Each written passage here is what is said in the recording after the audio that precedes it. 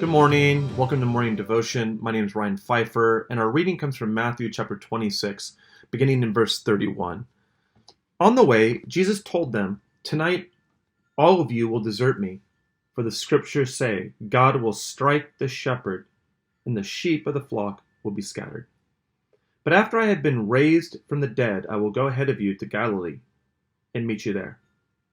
Peter declared, "Even if everyone else deserts you, I will never desert you." Jesus replied, "I tell you the truth, Peter, this very night, before the rooster crows, you will deny 3 times that you even know me." "No," Peter insisted, "even if I have to die with you, I will never deny you." And all the other disciples vowed the same. This is such a gut-wrenching moment because we all know how this is going to turn out. We know that Peter eventually will deny Jesus 3 times. And I think also because we can relate to having expectations and good intentions about ways in which we want to serve and honor and follow Jesus, and yet have had moments where we failed to meet those expectations. It's in those moments we're tempted to despair of the calling that God's put on our life. And I want to speak to that despair and anchor us in the hope that this passage brings. The first hope that this passage brings is that Jesus knows the future. Peter is talking about what he will do. Peter's looking to a future that he really can't see based on resources that he doesn't really possess, making a claim that he is going to stand with Jesus. And although the desire and the intention is right and eventually will be fulfilled, this is not the moment. And he's going to fail Jesus. He's not going to measure up to the moment, yet Jesus already knows that. We all come up against limitations and barriers in our capacity and in our character.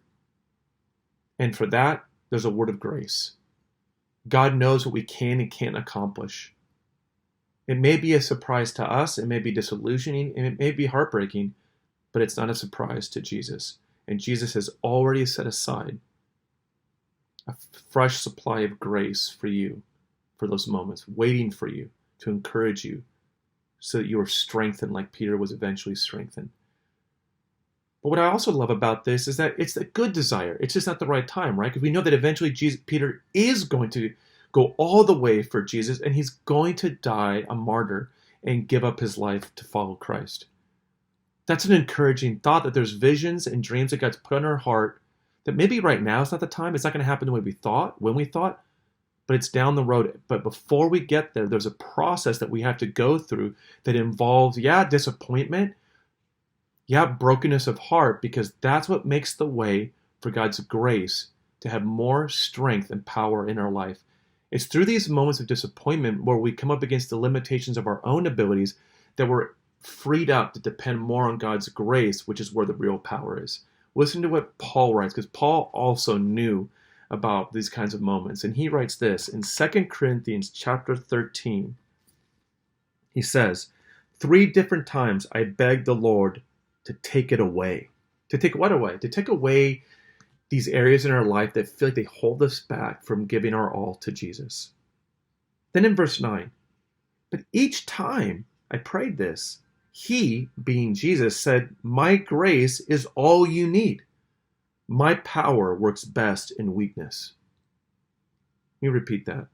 My power works best in weakness. So now I'm glad to boast about my weaknesses so that the power of Christ can work through me. Don't be discouraged when you come face to face with your weaknesses. Allow it to humble you and to cause you to cling more tightly to the grace of God that's going to work through you in powerful and mighty ways. God's grace is sufficient for you this week. God bless you. Have a great week.